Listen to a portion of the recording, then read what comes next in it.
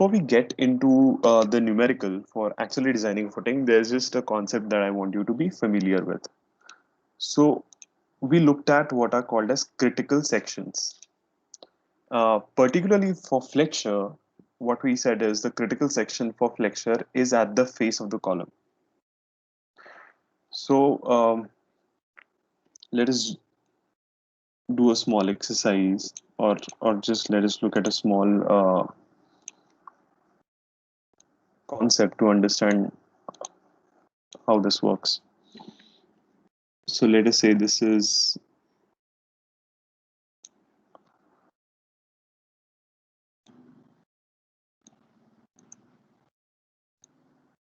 our footing in plan, and this is our column. Now the critical section for moment is at the face of the support.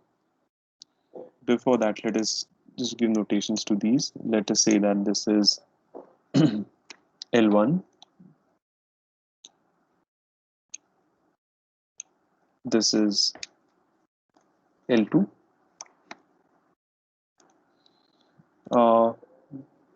let us say that this is A,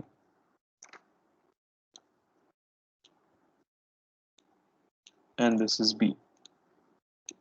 Okay, so the critical section for flexure is at the face of the column. So this is the critical section for might I also define the axis? Just give me a moment.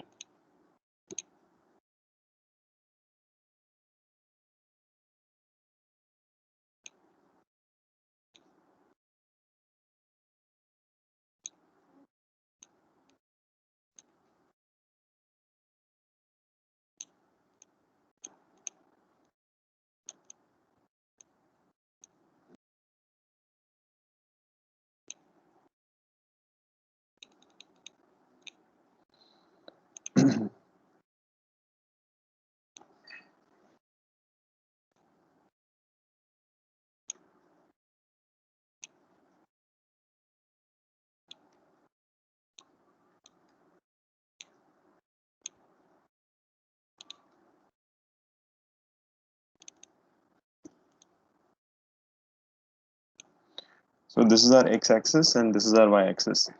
So the moment about y-axis, this is going to be the critical section for moment about y-axis.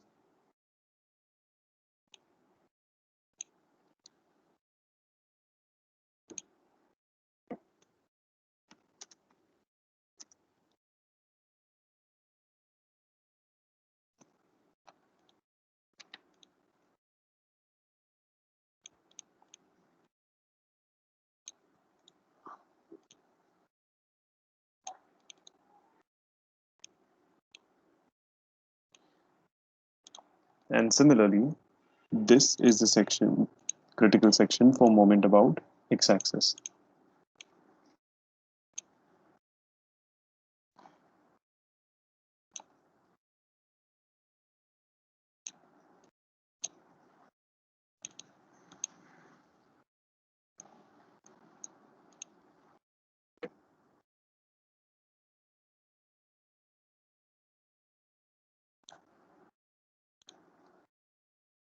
Okay, there's something wrong with this. Perhaps I'll have to restart it.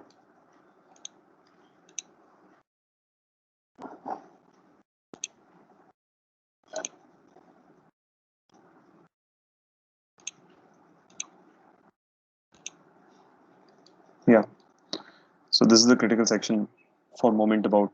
I hope you understand why I've written it about y, because the pressure that is going to be acting under this rectangle will sort of try to bend it uh, upwards along y-axis. So it will try to bend it like this.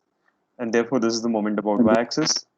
And the pressure under this rectangle would sort of try to bend it like this. So this is moment about x-axis and this is moment about y-axis. So now basically we have to compute what is the moment. Under this entire rectangle, we have assumed that there's going to be a uniform pressure of Q because of soil. Okay. Now the pressure in this rectangle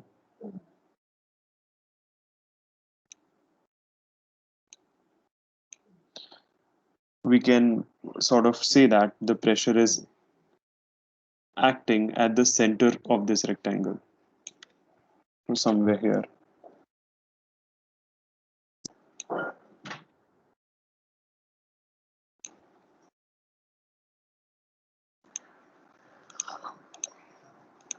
Okay, and this is located at a certain distance. And if you look closely, uh, perhaps let us not mention the distance here.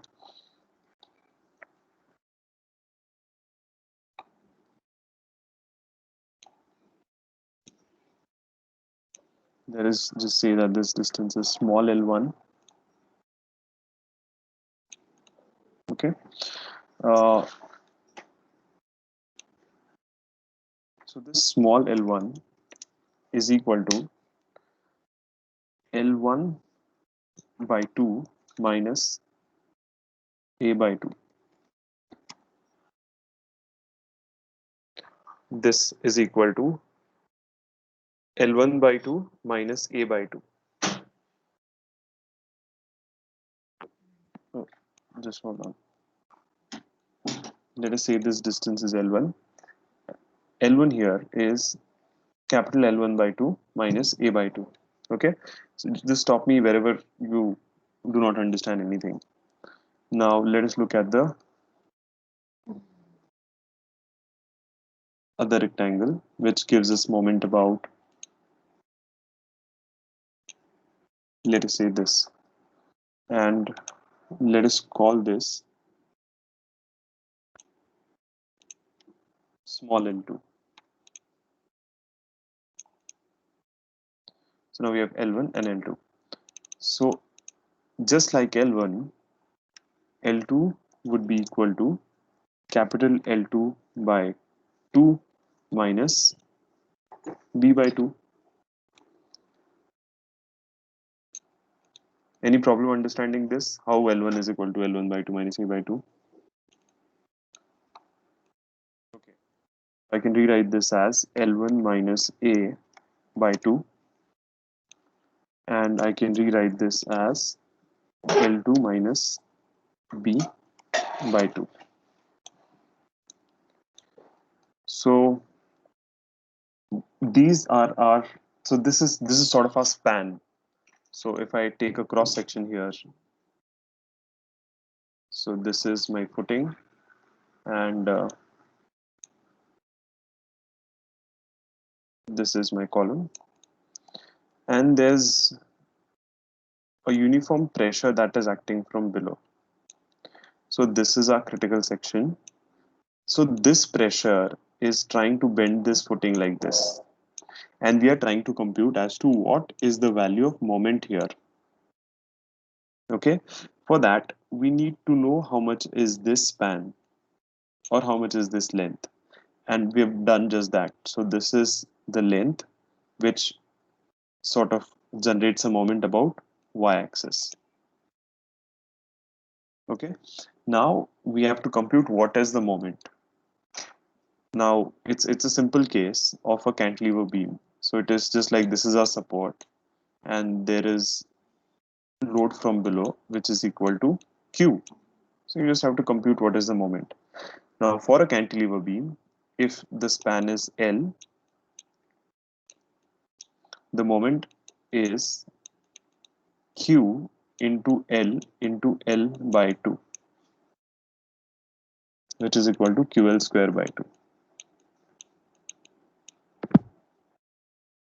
So Q into L is the total load, and since it is a UDL, we can assume that the load is acting at the center, and the center is at a distance of, center of the beam is at a distance of L by 2. So Q into L, which gives us the value of force, and the lever arm is L by 2. So Q into L by 2. Okay, and therefore when we are talking about moment about y-axis here, it is equal to Q into so what is the total force? The total force is L1 times L2. So L1 times L2. This gives us the total value of force, and the lever arm is L1 by 2. Similarly, if we are talking about moment about x-axis, so Q is the pressure. So Q is kilonewton per meter square. So I have to multiply it by an area, the area which is hatched in a square here. So this is equal to L2 times L1 into L2 by 2.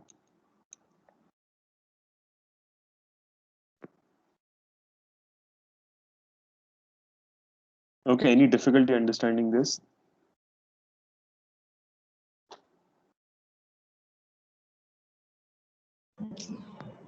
No.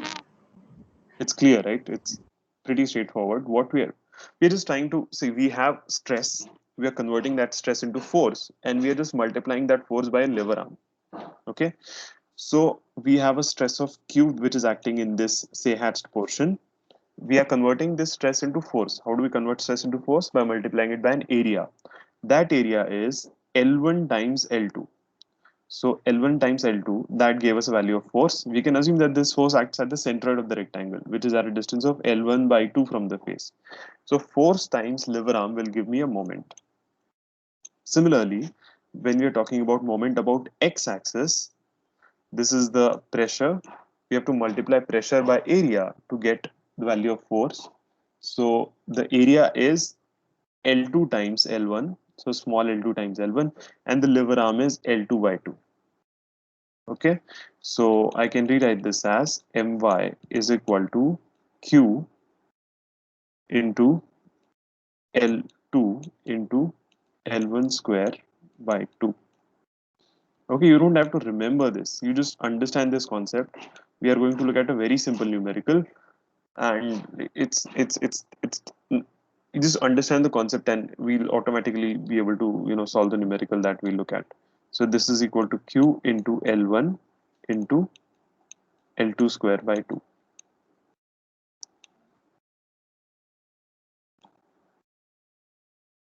Okay, just try to understand how we get here. So any questions here?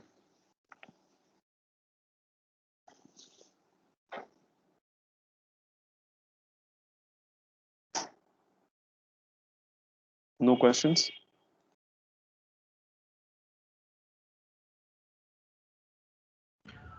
Just to be clear, Bhargav, it's a Yeah. it's a little silly question, but there when we are just quantifying m, we had two l's, right? So l square. So the unit here, the other one will has three l's. So won't that? Oh, okay, so let us Yeah. talk about unit. So the unit of Q is kilonewton per meter square. Okay, the unit of L, capital L, is meters, and the unit of L1 square is meter square. So this meter square gets cancelled. The unit that we are left with is kilonewton meter, which is the unit of moment. Oh, okay. Okay. Yeah. Thank you. Yeah. Someone else had a question.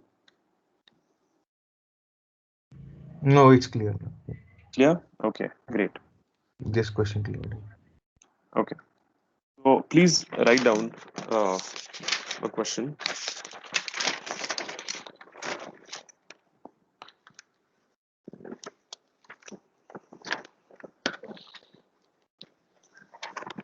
Design a footing. Design a footing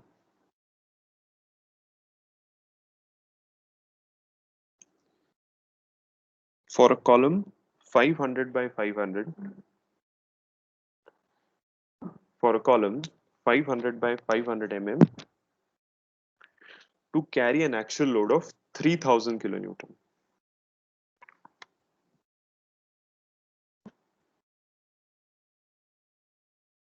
To carry an actual load of 3000 kilonewton. Assume safe bearing capacity of the soil to be 300 kilonewton per meter square. Assume safe bearing capacity of the soil to be 300 kilonewton per meter square.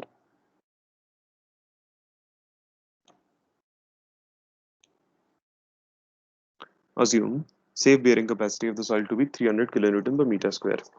Use M30 concrete and Fe415 steel. Use M30 concrete and Fe415 steel. Draw a neat sketch of the footing designed. Draw a neat sketch of the footing designed with reinforcement details. With reinforcement details. Do not design for one-way shear. Do not design for one-way and two-way shear. Do not design for one-way and two-way shear. So what is being given in the question is that we have a column that is 500 by 500 mm. Then it says that the actual load is 3000 kilonewton. Now it does not say if this actual load is a service load or an ultimate load. So when there's nothing mentioned, we'll just assume that this is a service load. So P is equal to 3000 kilonewton. Notice that I'm not using PU here because PU means an ultimate load, P means a service load. The next thing that is given is QA, that is allowable bearing pressure, is 300 kilonewton per meter square. Now please write this A in suffix. And next thing that is given is FCK is equal to 30 megapascals and Fy is equal to 415 megapascals. And it is, the question asks us to design a footing. So we already know what designing footing means. First, find out what is the depth of the footing. Next, find out how much reinforcement is to be provided in both the directions. Okay. And before that, the plan area of the footing. So the first step is size of footing. So size of footing also means the first step is plan area. Now this, what I'm writing in the bracket is only for your information. You don't, write it in the exam. So this is based on service load. Okay, we have already seen it. We've already seen how to calculate, the area of the footing when we know what is the safe bearing capacity of soil. So the load that is being transferred from the column,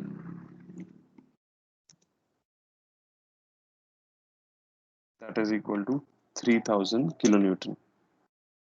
So in this, this load does not include anything that happens below the soil. So it does not include the weight of the footing.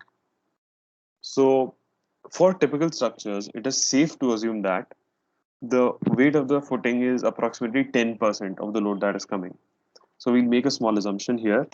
So assume self weight of the footing be 10% of the actual load. So in that case, the self weight of footing is equal to 10%, which is 0.1 times 3000, which is equal to 300 kilonewton. Okay. Therefore, the total load is equal to 3000 plus 300, which is equal to 3300 kilonewton. So this is the total load. Now it's pretty straightforward. Area of the footing is equal to, can someone uh, give us an idea as to how to find out the area of the footing? When we know two things, first is that we know what is the total load, and we also know what is the safe bearing capacity of soil. So using these two, how can we find out what is the area of the footing? We divide this QA and total load.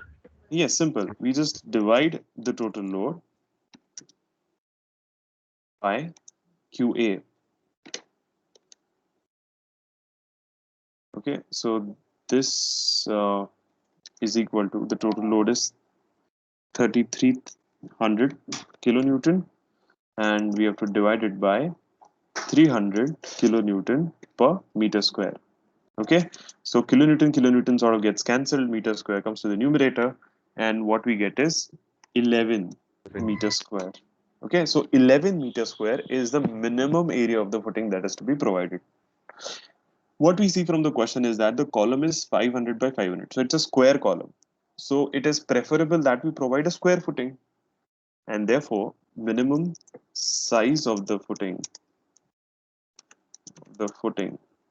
So basically this is the planned dimension, which is equal to square root of 11. Roughly 3.3. Yeah, so square root of 11, and this is equal to 3.32 meter square. Sorry, this is equal to 3.32 meter square. So how much dimensions of the footing will you provide if required is 3.32? So normally we provide footings in the multiples of uh, zero point 0.5 meters. If it has to be very optimum, we provide it in the multiples of 0.25 meters. So the closest multiple of 0.25 here is 3.5. Therefore, provide 3.5 meters by 3.5 meter footing base. So that's a simple way of computing what is the footing area.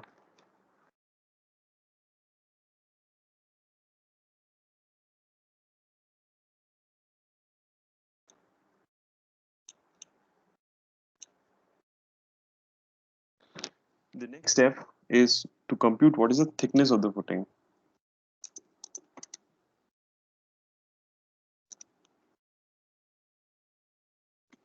Okay.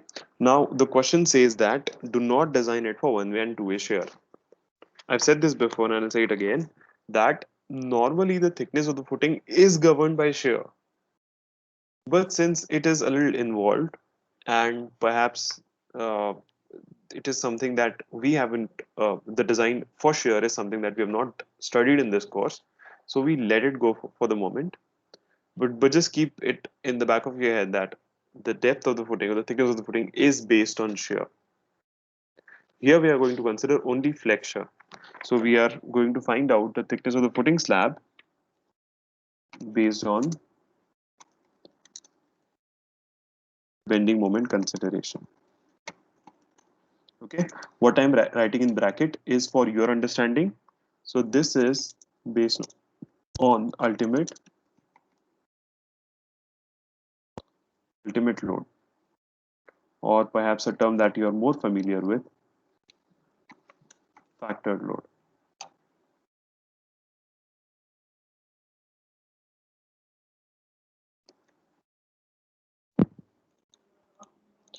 So whenever we have, whenever we are considering bending moment criteria, what we are intending to do is we are trying to find out what is the design moment.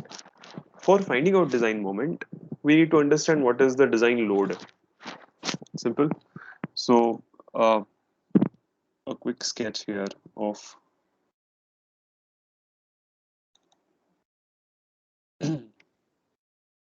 so this is again for your understanding. It's okay if you don't draw it in the examination. So this is our footing.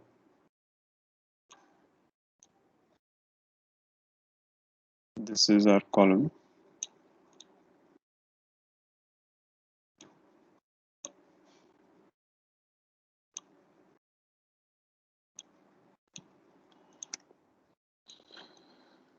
And this is our UDL acting from the bottom. So this is equal to Q, and this is our critical section for moment.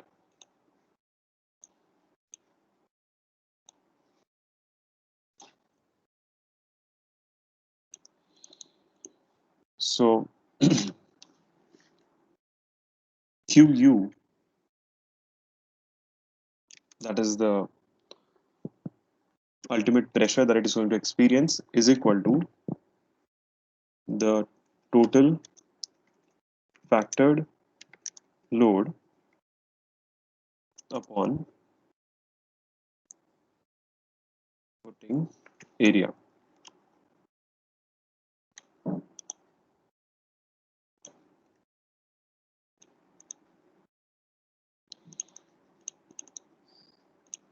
Therefore, this is equal to the total load is 3,300. When we are factoring it, we multiply by 1.5, and then we just divide it by the area of footing that we are provided, which is 3.5 by 3.5. Now, this is a very common mistake that I find in most of the answer sheets. While substituting the value of footing area, people just normally use this value, which is 11 meter square. So 11 meter square is the area, minimum area that you had to provide. So you provided an area which is 3.5 by 3.5, which is greater than 11. So while substituting footing area here, you should write 3.5 by 3.5, which is the area that you've actually provided, and not 11 square meter. So this, can someone please give me a value for this? So 3,300. 404.08. 404.08, I can say 404.1 Yeah. kilonewton per meter square. Okay, so this is total factor load in kilonewton, footing area is in kilonewton per meter square.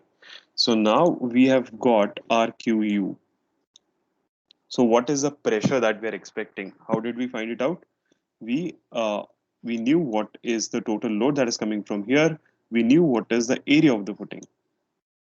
When we divide the total factor load by footing area, we get what is the actual pressure that is below the footing.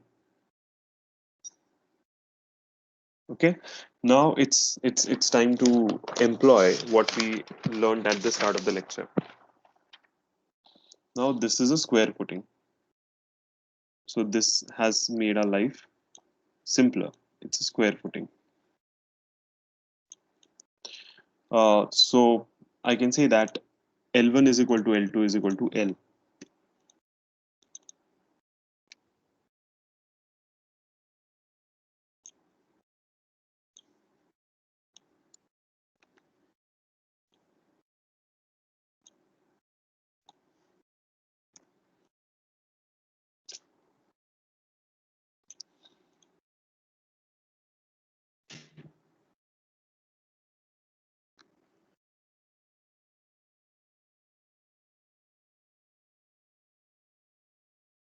So in both the directions,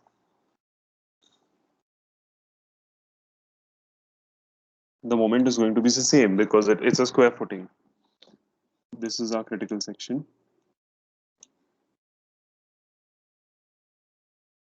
and we are going to deal with this rectangle.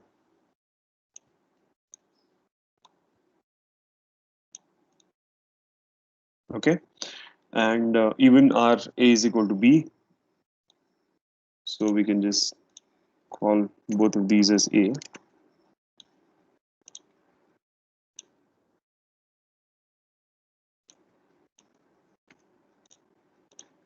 Now our L1 is also equal to L2, so we can just call this as small l.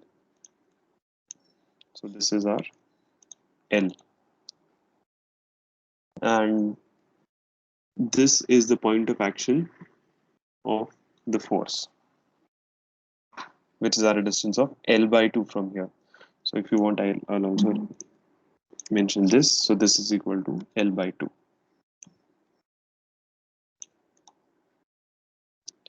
Now let us go on to calculate the moment.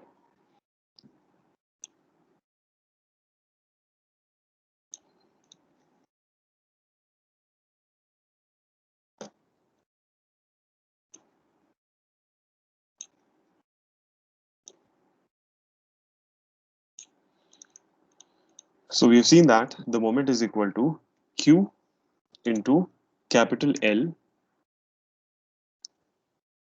into small l square by 2.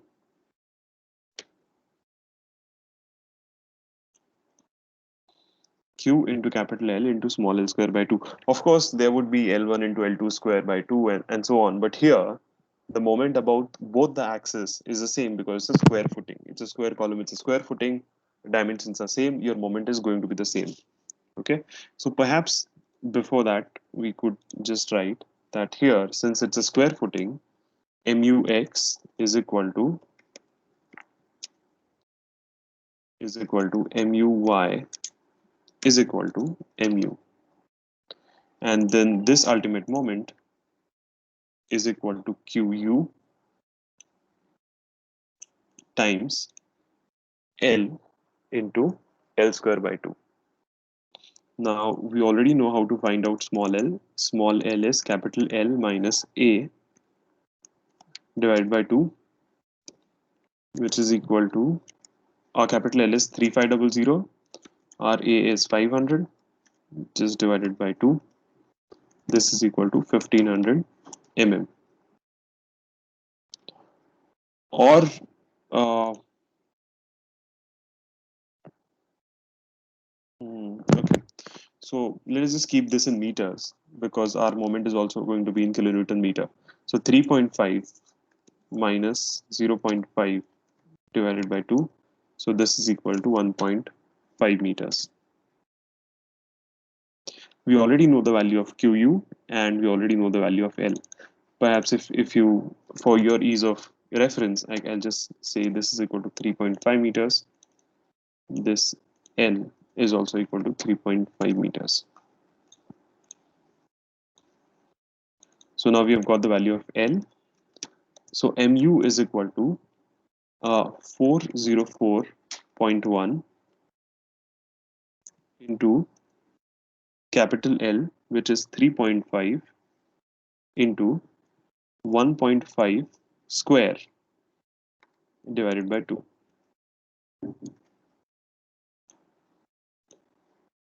So 1.5 square divided by 2. Can someone please give me this value?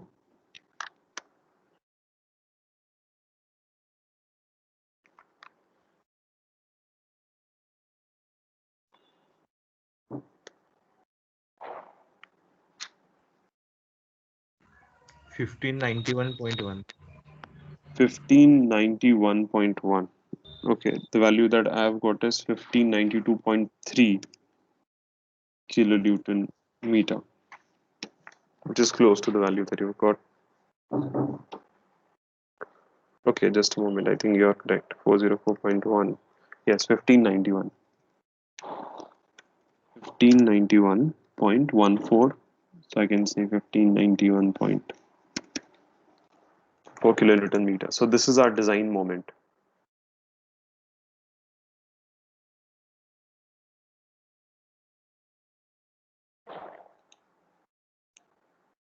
Okay. Uh, Before going any further, there's an important test that we have to conduct.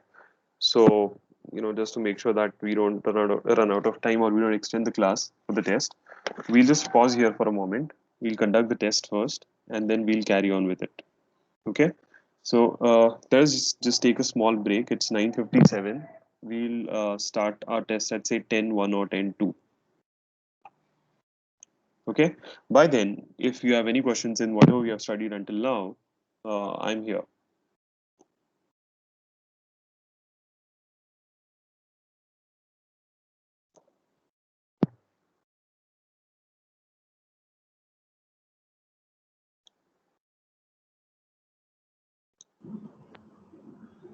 Bhargav, Yeah. I have a question in slabs. In slabs. Okay. Okay. Yeah. So basically, for flat slabs, the ones with the drop panels. So there we have mentioned that so the drop panel area in the slab it's thickened, right, because it's under the column. So Yes. So wherever there is more concrete, we say that we reduce the reinforcement, but here we increase it, right? Uh,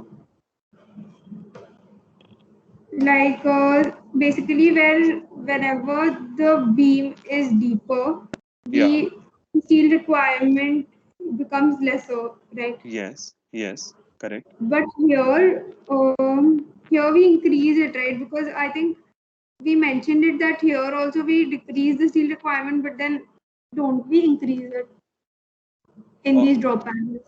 okay, so what is it relative to? So when you say we increase it, so increase it relative to what? The rest of the slab, like the So steel density, no, increase. okay, so if had it been a flat plate, that it had it been a slab without any drop panels, you would require larger reinforcement as compared to when the slab has drop panels. So what is happening here is, so okay, let's say flat plate is case one. Can you please mute your mic? So flat plate is case one, flat slab is case two. In case one, the depth of the slab is lesser because there's no drop panel, and hence you'll require a larger amount of reinforcement. In case two, you're providing a drop panel, which means that you're effectively increasing the depth of the slab near the column. Larger the depth, lesser is the reinforcement. So larger reinforcement in case one, smaller reinforcement in case two. Okay, all right, understand. Okay. So in both cases, it's more than the rest of the reinforcement in the slab, but here we're just talking about the conditions of having a drop panel and not having a drop panel, right? Yes. Yes. All right, thank you. Yeah.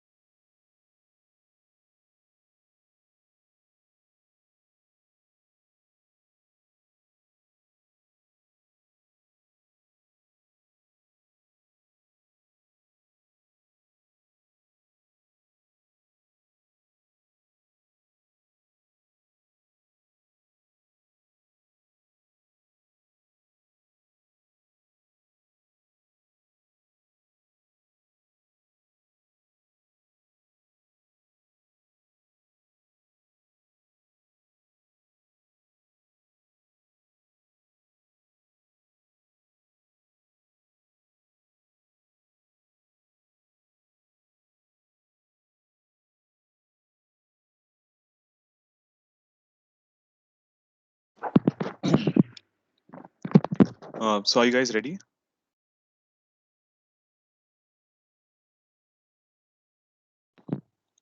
So I'm just sharing the link. Just let me know if you can access it properly.